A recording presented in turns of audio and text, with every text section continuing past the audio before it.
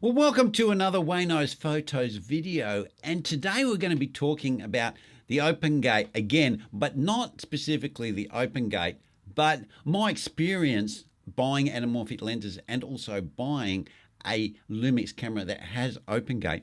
So the first thing I need to start with is that I was a big fan and have watched Cam Mackey. I don't know if you've heard of this guy. He's a YouTuber in the States, and I think he has some native Indian heritage, and he is a really talented photographer and filmmaker. He used to do professional kind of cowboy type fashion photography, and then he sort of got into film. He's had every brand under the sun. I remember him back when he had Canon, and he gives some really good information. But in modern times, he's become a little bit more of a brand shill. But I suppose we all have to eat, but just remember, I think he's a bit more product focused than he used to be. But going back to the products, he started talking about these anamorphic lenses, and he was trying a few, and then he got to these ones called Blazer Remus, and these are the ones is on the front of this Lumix S5 II camera. And these lenses, when he was talking about them and he was showing them on his channel, I really took an interest because of the barrel distortion that they had and the look that they had. I really loved the character in them, and the price point was very attractive. And this one here is the 45mm. I've actually got the 33mm one on my camera right now, which is on the Canon. That hasn't got OPENGATE, but you can still use them on a 16:9 sensor. You just need to enlarge them a little bit more and you lose a little bit off the sides.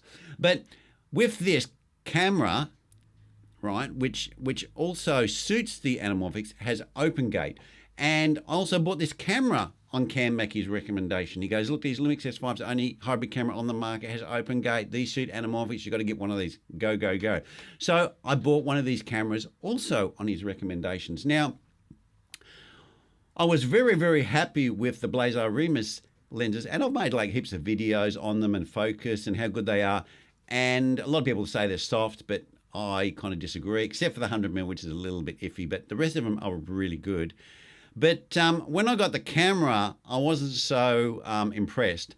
And the reason why is because even though it had OPENGATE, it only has OPENGATE in a set resolution and a set frame rate. And that is 6K 25 or 6K 24.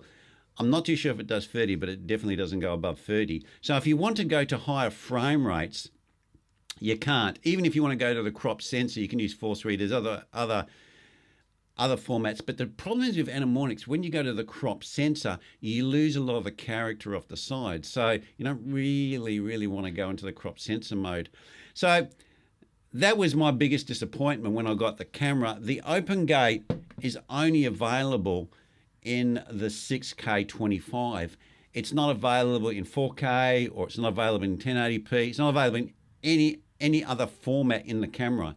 It's not a global setting when you turn it on and you get it across a number of resolutions and frame rates, which is kind of, I falsely expected. But I have to blame myself there. I didn't do enough research on the camera before I bought it. I kind of just go, oh, I just heard OPENGATE and I bought it. So I can only blame myself.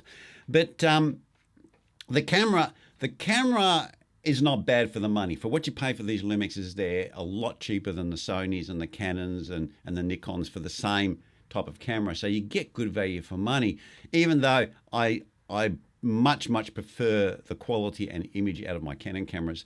But what I'm trying to point out here, guys, is that everyone's talking about this OPENGATE, right? And it's all the rage at the moment. And there's the OPENGATE wars, Gerald Undone saying, it's overrated. And then you've got other people like Vu from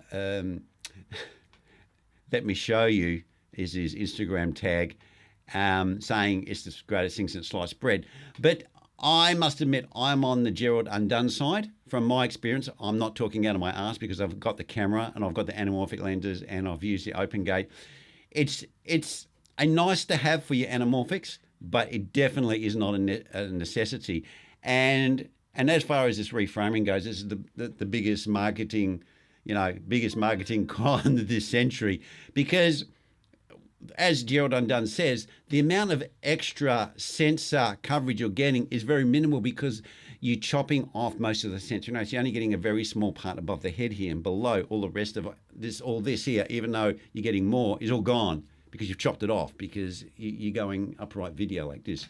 So it's heavily overrated for reframing. But if you're buying the camera and the OpenGate for anamorphic lenses, it really does help you get the full image of the anamorphic lens, and it has some significant value there. But if you're not using anamorphics, really forget about OpenGate. Its value is very minimal. Anyway, guys, that's where I'm going to leave it.